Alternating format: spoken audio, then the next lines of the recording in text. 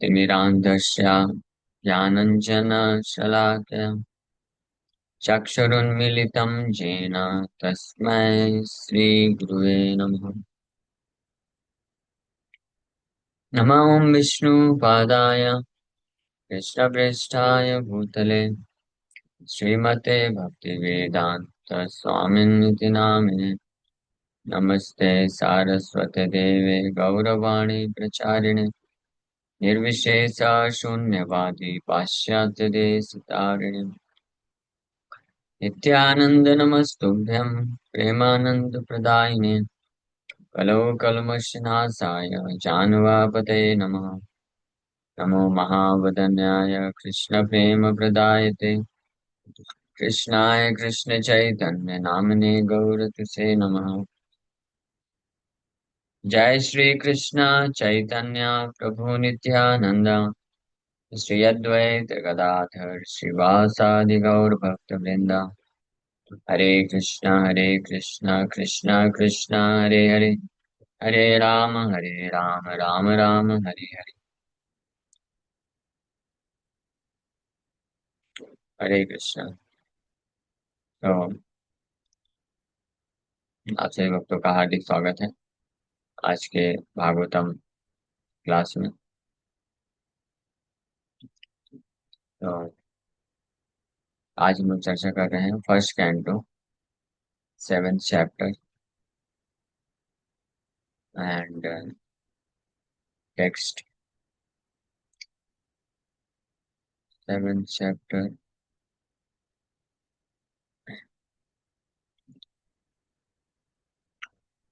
Text 27। Shri भगवान उवाच वेत्थेदं द्रोणपुत्रस्य ब्राह्मम् अस्त्रं प्रदर्शितं नैवासौ वेद संहारं प्राणबाध उपस्थिते। The Supreme Personality of Godhead said, "Know from me that this is the act of the son of Drona. He has thrown the hymns of nuclear energy Brahmastra, and he does not know how to retract the glare. He has helplessly done this, being afraid of imminent death." Vetedam Dronaputrasya. Vetha, just know from me. Lord Krishna is saying to Arjuna, भगवान कृष्ण अर्जुन को बोल रहे हैं कि वेत्थ इदम, just know from मी, आप मुझसे जानो अर्जुन। तो हम लोग कल इस पे बहुत विस्तार से चर्चा किए थे कि अगर हमको कुछ भी जानना है, कुछ हेल्प चाहिए, so the best personality is supreme personality of God. सबसे उत्तम व्यक्ति हैं स्वयं भगवान। स्पेशली अगर भगवान के बारे में जानना है या इस जगत में कुछ भी जानना है, अपने लक्ष्य के बारे में जानना है, इस जगत के बारे में जानना है, क्या कर्तव्य के बारे में जानना है, तो सबसे उत्तम व्यक्ति कौन हो सकता है जो हमको परफेक्ट तरीके से बता सकता है? भगवान ही हो सकते हैं। और सबसे खराब व्यक्ति कौन हो सकता है? यस गैस, चैट बॉक्स में लिख के बताइए जिसको आंसर मालूम है। सबसे उत्तम व्यक्ति जो हमको बता सकता है हमारे जीवन का क्या लक्ष्य है, क्या सही है, क्या गलत है, और अ, क्या हमको करना चाहिए, कर्तव्य, वो परम भगवान है कृष्ण। और सबसे खराब या बेकार व्यक्ति कौन है? जिससे तो बिल्कुल नहीं ज्ञान लेना चाहिए, यानी जिसका बिल्कुल नहीं सुनना चाहिए। कोई नहीं बताया, किसी ने आंसर नहीं दिया। हाथ ऊपर करिए, कौन इसका आंसर दे सकता है? बस एक दो बहुत लोग चैट बॉक्स में। अच्छा ठीक है, मैं परमिशन देता हूँ। यस, बताइए कृष्णा माता जी। हम लोग हम लोग मतलब कौन? हम जो अभी भक्ति में आगे नहीं बढ़े वो। क्या और कौन बताएगा? मितुल प्रभु बताइए। हरे कृष्ण प्रभु। हमको हमारे अपने आप का नहीं सुनना चाहिए इस केस में तो अगर हम अपने आप से सोचते हैं तो मतलब हम मतलब हमारा ओके ओके, डिसीजन समझ गया। ट्रस्ट वर्थी नहीं है। ओके, वो हमारा हमारा अपने आप को कौन है? राकेश को? मन। मन। ठीक है। हम लोग अपने आप को मत ब्लेम करिए। हाँ, इससे ये भी पता चलता है हम अपने आप को अभी भी आइडेंटिफाई कर रहे हैं मन से। मन से आइडेंटिफाई मत करिए। हमको मन का नहीं सुनना चाहिए। हम, या जो भी हमको फीलिंग आती है ना, या हमको क्या करना चाहिए क्या नहीं करना चाहिए, इसके बारे में जो प्रेरणा आती है, वो मन का होता है। तो मन का नहीं सुनना चाहिए। तो मन वो लास्ट व्यक्ति है, मतलब सबसे बेकार व्यक्ति। कि जीवन में क्या करना चाहिए क्या नहीं करना चाहिए इसके बारे में अगर डिसीजन लेना है, तो ये मन का नहीं सुनना चाहिए। केवल अगर कोई ये कार्य कर सके, कोई भी भक्त है या इस आध्यात्मिक जीवन में जो आगे बढ़ना चाहता है, बस एक ही कार्य करना है। अगर मन को ना सुने, इतना अगर किसी का डिटर्मिनेशन हो जाए कि मन के इंस्ट्रक्शंस, टेम्पटेशंस, मन के जो प्रलोभन है, मन की जो भावनाएं, फीलिंग्स मन में जो आती हैं, उसको अगर कोई नहीं सुनता है, उसको अनसुना कर सके, तो बहुत फास्ट प्रोग्रेस, बहुत तीव्रता से भक्ति में प्रगति कर लेगा। और ये, इसमें कोई डाउट नहीं है। बहुत तीव्रता से कर सकता है। लेकिन सबसे बड़ी समस्या यही है। हमारे गुरु महाराज से किसी ने प्रश्न पूछा था कि महाराज आप इतने दशकों से, सो मेनी डिकेट्स, ऑलमोस्ट बोल सकते हैं more than 5.5 decades, nearly touching to 6 decades, 2025 ना, 1968, 67 में फर्स्ट टाइम मिले थे।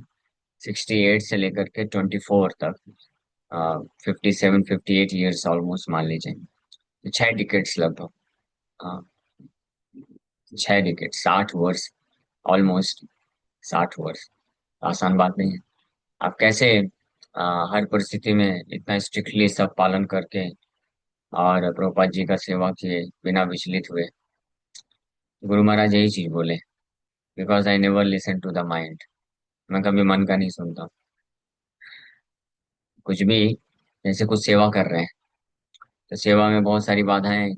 कई लोग आके निंदा भी करेंगे, भले ही आप कितना भी इंटेंशन अच्छा रखो, कुछ लोग तो रहेंगे ही समाज में, चाहे बाहर हो या भक्तों के सर्कल में भी। क्योंकि भक्तों के सर्कल में भी हम रहते हैं, तो सब शुद्ध भक्त तो नहीं है ना। हम लोग वैकुंठ में नहीं है। इस्कॉन मंदिर वैकुंठ है, प्रभुपाद जी बोले। लेकिन यहाँ पे रहने वाले सब, हम सब अभी वैकुंठवासी नहीं। टेम्पल वैकुंठ है, no doubt about it, because supreme lord is there, Krishna है यहाँ पे। कृष्ण की सेवा है, तो जहाँ पे भी कृष्ण है वहाँ और कृष्ण की सेवा चल रही है, वो वैकुंठ जगत है। लेकिन इस वैकुंठ में रहने वाले लोग सब वैकुंठवासी नहीं है। बनने का प्रयास कर रहे हैं। कुछ लोग बन गए हैं, बहुत गिने चुने वैकुंठवासी हैं। हाँ, लेकिन ज्यादातर लोग मेरे जैसे होंगे ना, जो बहुत बद्धावस्था में है, प्रयास कर रहे हैं वैकुंठ वासी बनने का, resident of Vaikuntha. Vaikuntha, resident of Vaikuntha, ये वैकुंठ में रहने वाले लोगों के क्या गुण है, ये बहुत अद्भुत है। हम इमेजिन भी नहीं कर सकते how wonderful they are. Just because their heart is completely pure. का हृदय पूरी तरीके से कल्मश रहित रहता है, पूर्ण रूप से शुद्ध है। कोई लस्ट नहीं, कोई काम वासना नहीं उनके हृदय में, कोई क्रोध नहीं, कोई लोभ नहीं, कोई ईर्ष्या नहीं, मत्सरता ईर्ष्या का भाव नहीं, ज्वेलसी का भाव नहीं, खुद को भोग करने का भाव नहीं है। केवल और केवल हृदय में सेल्फलेस सर्विस करने का भाव है। ये सब वर्णन किया गया भागवत में, वैकुंठ के वासियों का। कल हम लोग विजिमल क्लास में चर्चा भी कर रहे थे। और वो बहुत पूरी तरीके से योग्य होते हैं, हर तरीके से। उनका सच्चिदानंद शरीर होता है, दिव्य शरीर होता है, बहुत सुंदर दिखते हैं। इतने सुंदर, इतने सुंदर, इस भौतिक जगत में सुंदरता का कोई मैच नहीं। अनमैच्ड ब्यूटी जिसको बोलते हैं। हाँ, वहां पे भी स्त्री पुरुष रहते हैं, हस्बैंड वाइफ होते हैं, विवाह होता है, और दोनों बहुत सुंदर होते हैं, और पूरी तरह से हृदय शुद्ध होता है। लेकिन एक अद्भुत बात है, आप में से जान के आश्चर्य होगा। Although in Vaikuntha, husband and wife they live together, but together they serve Lord Narayana, and but they have no sexual intercourse.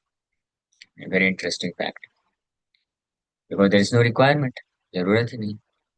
That's why pure love can not exist in this material world.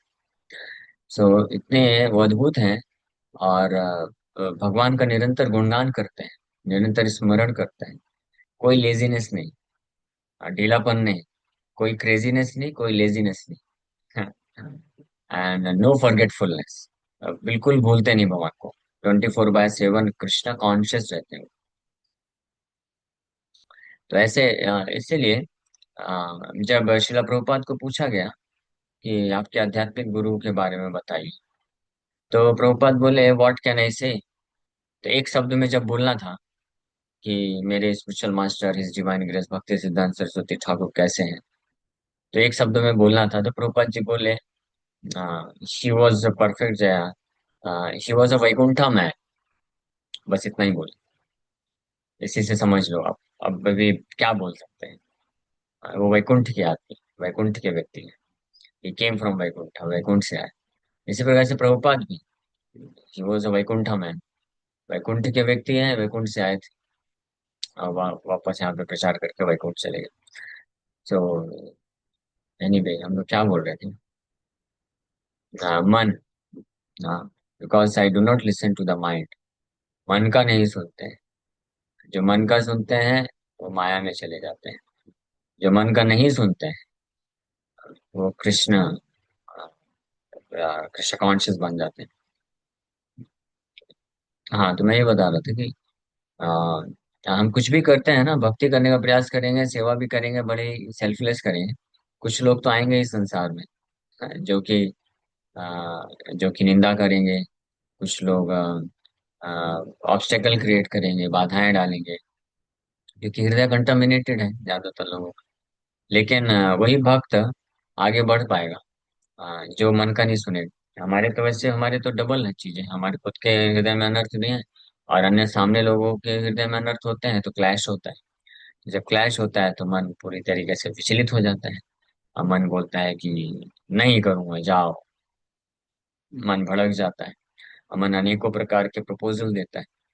हाँ, लेकिन जो भक्त मन का नहीं सुनता है अपने गुरु के, गुरु मुखा पद्मा वाक्या चेते तय कोरियाय क्या, वार न करी हम आशा। तो वो भक्त हमेशा लाइफ लॉन्ग भगवान की सेवा में लगा रह सकता है। इसलिए हमारे गुरु महाराज बोले कि I never took even a single step outside ISKCON. कितना भी तकलीफ हुआ, एक स्टेप भी इस्कॉन के बाहर नहीं लिए। बिकॉज प्रभुपाद बोले कि आप इस्कॉन को मैनेज करो। केवल यही इंस्ट्रक्शन प्रभुपाद जी का ध्यान में रख करके इसी को सुनते थे, मन का नहीं सुनते। तो एनीवे, ये एक प्रमाण है कि ऐसे भी भक्त हैं, हुए हैं। ऐसा नहीं कि बस इतिहास में है, ऐसे भी भक्त हुए हैं जिन्होंने हर प्रकार से, कितनी भी तकलीफें आई हैं, इतना भी डिस्टरबेंसेस आए हैं, मन का न सुन करके, गुरु साधु शास्त्र का सुन करके उस प्रकार से आचरण किए। तो हालांकि इसके लिए आध्यात्मिक शक्ति चाहिए, इट्स नॉट सो इजी। इतना आसान नहीं है मन को ना सुनना, क्योंकि मन जो है कांस्टेंट बम्बार्डमेंट करता है। बम्बार्डमेंट समझते हैं ना, बम्बारी।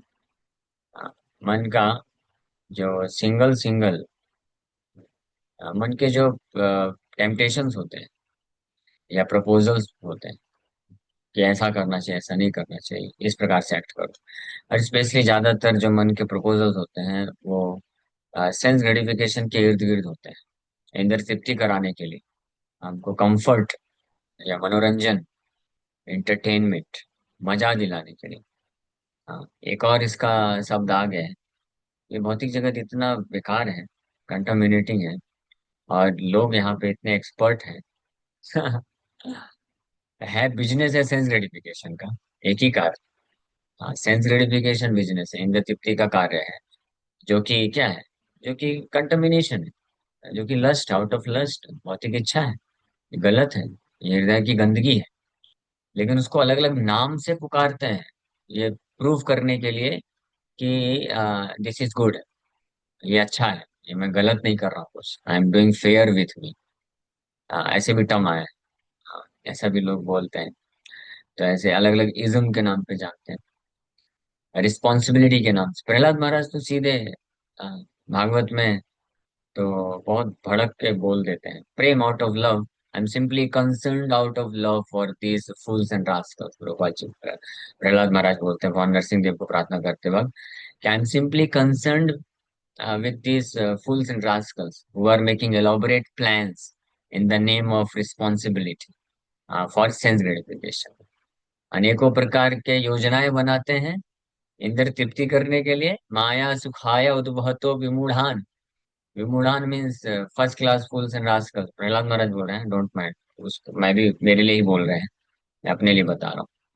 प्रहलाद महाराज बोलते हैं कि ये मेरे जैसा जो मूर्ख व्यक्ति है, वो इस संसार में माया सुख को प्राप्त करने के लिए इतना तत्पर है कि उसके लिए बहुत सारी योजनाएं बनाता है, अनेकों अनेकों प्लान्स बनाता है, लेकिन उसको नाम इंद्र तृप्ति योजना नहीं बोलेगा, सेंस ग्रेटिफिकेशन प्लानिंग कमीशन का नाम नहीं देता है। उसको क्या क्या अलग अलग नाम देता है, अलग अलग इज्म के नाम से। फैमिली रिस्पॉन्सिबिलिटी प्लानिंग कमीशन, हाँ, या service to humanity planning commission, हाँ, या ऐसे यानी को नाम है। हाँ, फिर कोई बोलता है इसको अपने सेटिस्फाई करने के लिए love, love love factor, love के नाम से, प्रेम के नाम से बोलता है।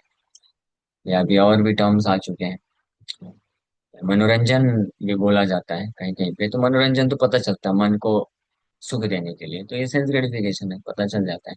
एक और टर्म बोल दिया जाता है कि सुकून, सुकून मिलता है, चैन मिलता है, चैन। वो चैन नहीं मिलता, वो चैन से बांध देता है, इस बात को नहीं जान पाता। वो बोलता है इतने सारे रेस्ट्रिक्शंस क्यों फॉलो करना, इतने सारे रूल्स रेगुलेशन, हाँ, कुछ नियम कम होने चाहिए, इतना भी ज्यादा स्ट्रिक्ट नियम क्यों, इतना ज्यादा स्ट्रिक्ट नहीं होना चाहिए। कुछ तो हमको सुकून लेने दो, सुकून से सांस लेने दो। हाँ, इस प्रकार से अपने आप को आ, बेचारा बना करके, अगर इंद्रिय तृप्ति नहीं मिल रही है तो अपने आप को बेचारा समझ करके व्यक्ति सोचता है कि सुकून लेने दो थोड़ा सा। इसी को फिर वो नाम से जाना जाता है कि दिस इज अनफेयर। हाँ, एक भक्त मेरे को बोल रहे थे, प्रभु जी मैं फॉलो तो कर रहा हूँ स्ट्रिक्टली रूल्स रेगुलेशन, लेकिन कभी कभी ऐसा लगता है कि आई am doing unfair with me. फिर चेंज कर दिया, क्योंकि मैं इमीडिएटली पकड़ लूंगा आपके अपने साथ या आपके शरीर के साथ या इंद्रियों के साथ। इमीडिएटली चेंज कर दिया, Prabhu ji yes yes yes, not with me, but I think I am doing unfair with my senses. So my senses or whose senses? Maya's senses. You're not. These are not your senses. Unfair. हाँ. Anyway, so इस प्रकार के भ्रम में नहीं फंसना चाहिए। ये सब माइंड के अलग अलग क्या है, अननेसेसरी छलावा है, धोखा है, चीटिंग है। हाँ, ये हमेशा ध्यान रखना चाहिए। Anything which takes us away from Krishna, भगवान कृष्ण से अगर हमको कुछ भी दूर लेके जा रहा है, सो दैट इज सिंपली माया। वो केवल इल्यूजन है, वो सेंस ग्रेटिफिकेशन है, और वो हमारे लिए सही नहीं है। That is not approved by scriptures and शास्त्र एंड गुरु साधु कृष्ण। भगवान कृष्ण साधु शास्त्र से वो कभी अप्रूव नहीं किया जाता है, उस प्रकार के कार्य जो हमको कृष्ण से दूर लेके चला जाए। भले ही उसको हम अलग अलग, हम नहीं, मन, मन भले ही अलग अलग नाम से क्यों न प्रस्तुत कर ले, तो मन का नहीं सुनना चाहिए।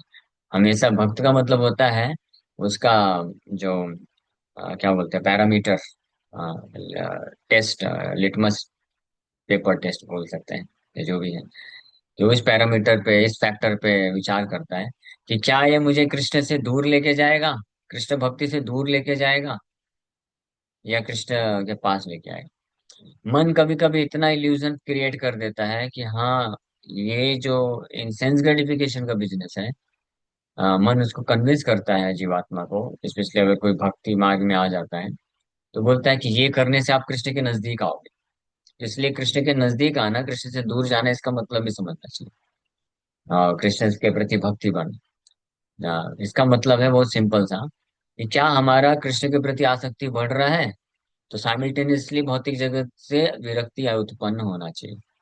ऐसा नहीं हो सकता है कभी भी। ये आप लिख कर ले लीजिए, शास्त्र प्रमाण है। ऐसा नहीं हो सकता है कि हमारा भौतिक जगत में भी आसक्ति बढ़ रहा है और साथ ही साथ में कृष्ण के प्रति भी आसक्ति बढ़ रहा है।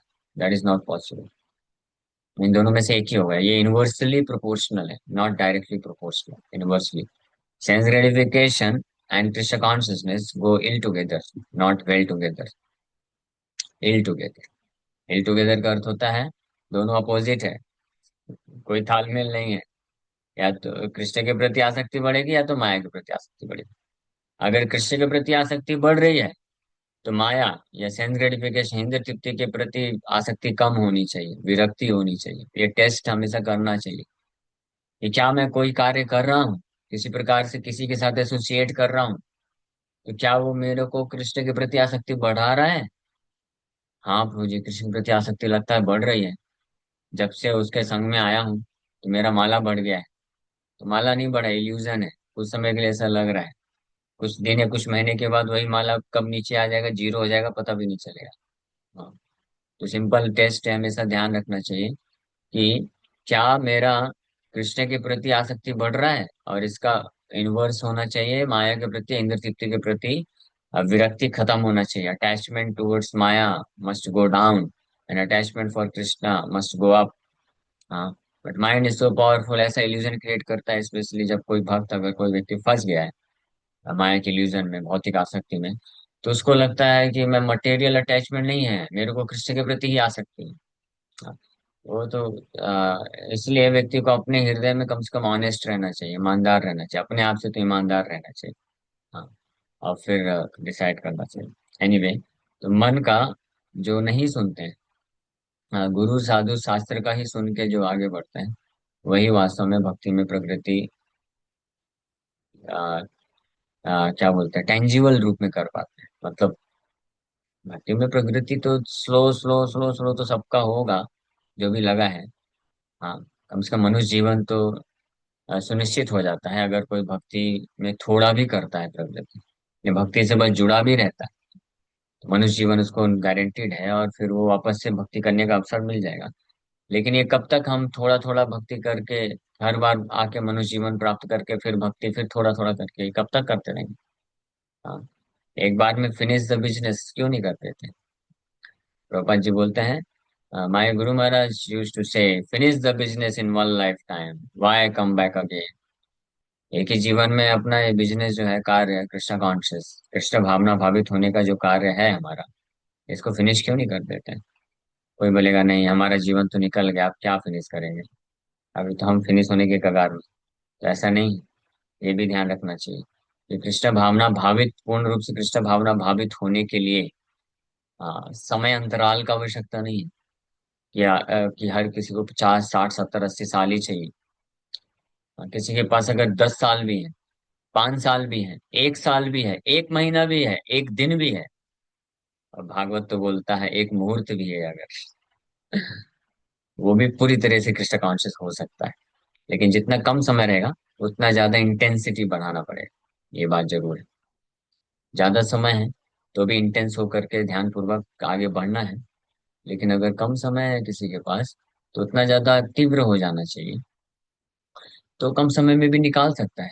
खटवांग महाराज का उदाहरण है, और ऐसे अनेकों उदाहरण हैं। अजामिल का उदाहरण, अजामिल ने कहीं पे बताया जाता है 5 वर्ष, कहीं पे 12 वर्ष बोला जाता है।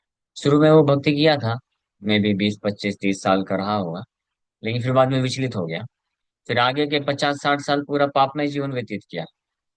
एट द एज ऑफ 88, जब 88 वर्ष का था अजामिल, तो उसका आखिरी पुत्र जन्म लिया।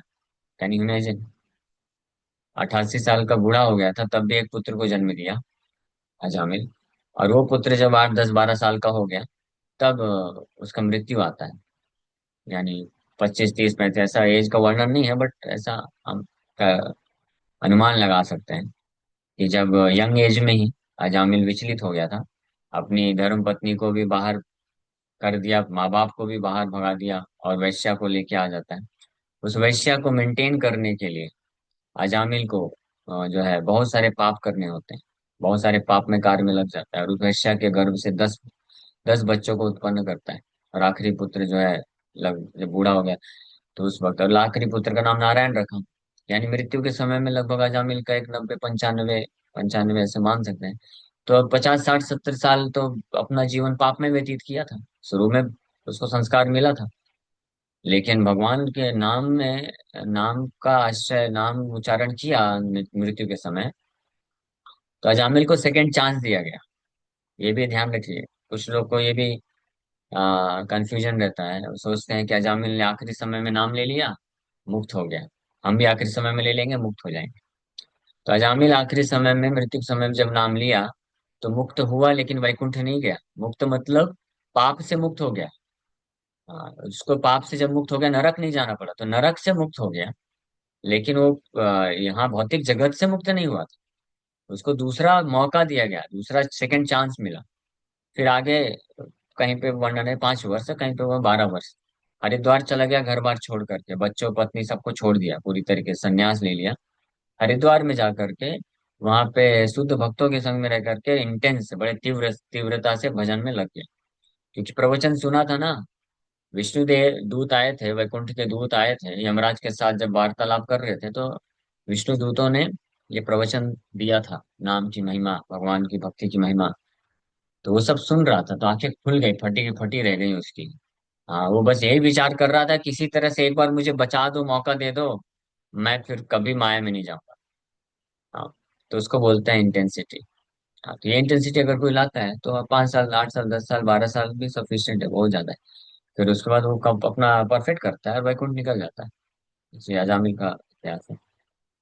एनीवे, मेन पॉइंट ये था, हाँ, कि ये मन का नहीं सुनना चाहिए। इसका सुनना चाहिए इस श्लोक में। वेथ, वेथ शब्द पे ही हम लोग कल भी चर्चा की, आज भी की।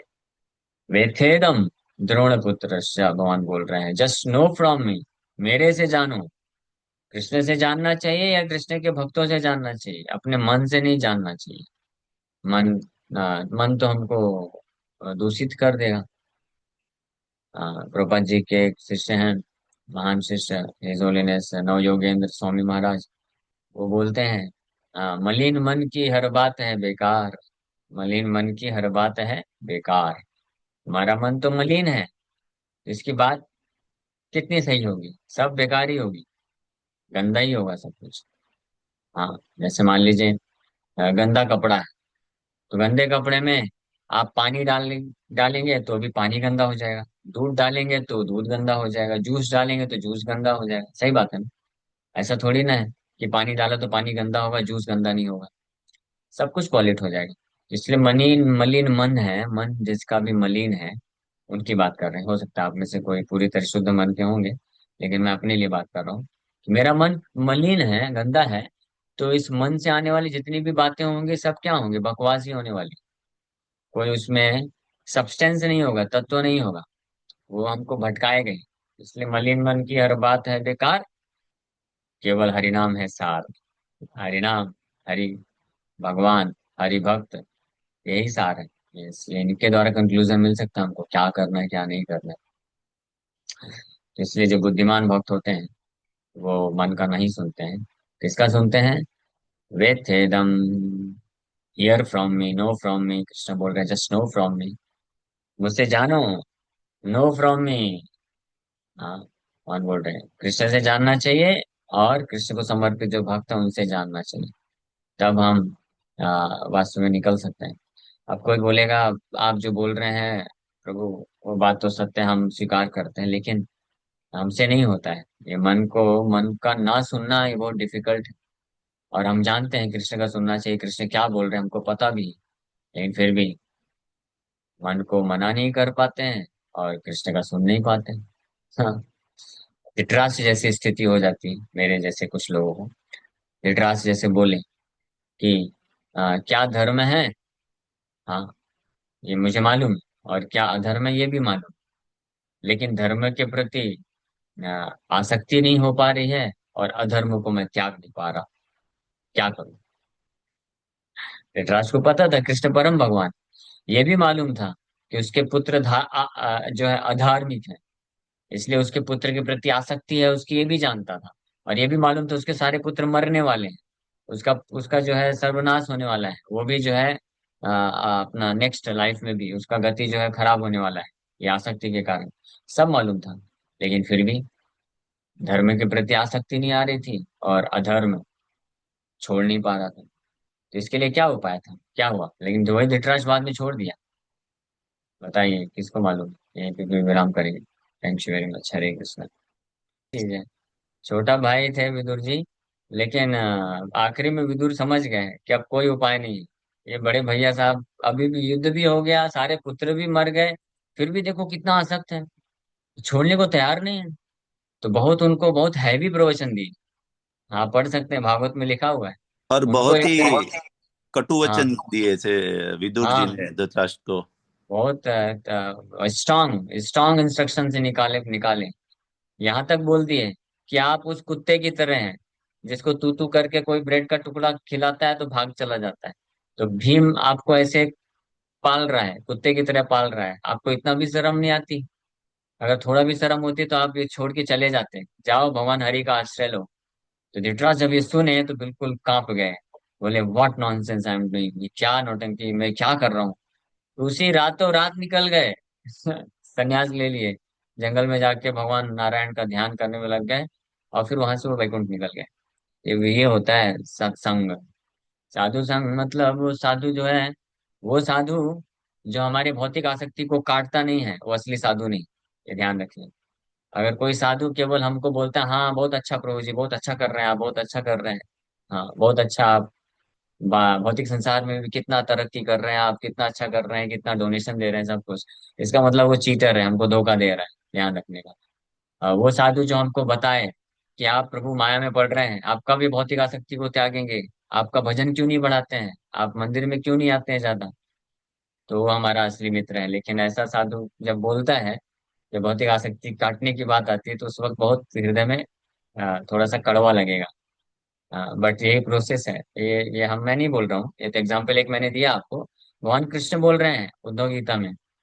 क्या बोल रहे हैं कि ततो दुस्संगमुत्सृज्य साधु सत्सु सज्जेत बुद्धिमान संतेवास्य संतेवास्य छिन्दन्ति मनोव्यासंगम युक्ति भी। मैं आपको श्लोक दिखा देता हूँ, सब समय हो गया है। तो इस श्लोक में भगवान कृष्ण उद्धव को सोल्यूशन बता रहे हैं कि उद्धव आप कैसे इस भौतिक संसार से की आसक्ति से मुक्त हो सकते हो। ये पॉसिबल नहीं है अपने बल पे। इसलिए भगवान रिकमेंड किए ततो दुस्सिंग दुस्संग उत्सृज्य, ततो दुस्संग उत्सृज्य सत्सु सज्जेत बुद्धिमान। 11वें स्कंद के 26वें अध्याय का 26 श्लोक है। ये भी चैप्टर बहुत महत्वपूर्ण है। भगवान कृष्ण के द्वारा प्रवचन किया जा रहा है कि कैसे जो मेरे जैसा जो बद्ध जीवात्मा इस संसार में फंसा है, वो उसका उपाय क्या है, कि कैसे भक्ति में आगे बढ़ सकता है। तो उसमें ये प्रवचन करते हुए ये तत्व मतलब निष्कर्ष दे रहे हैं। देयर फोर दुत्संगम, an intelligent person should therefore reject all bad association and instead take up the association of saintly devotees whose words cut off the excessive attachment of one's mind। इसलिए जो अगर कोई वास्तविक रूप बुद्धिमान है तो उसको दुस्संग का, बैड एसोसिएशन को त्याग देना चाहिए और साधु संघ में आना चाहिए। ऐसे साधु के संघ में आना चाहिए जो अपने शब्दों से, शास्त्र युक्ति से, इंस्ट्रक्शन से, या स्पष्ट रूप में बोले प्रवचन के माध्यम से हमारे मन के जो आसक्तियां हैं उसको काट दे शब्दों से। तो हम मुक्त हो सकते हैं, अदरवाइज पॉसिबल नहीं।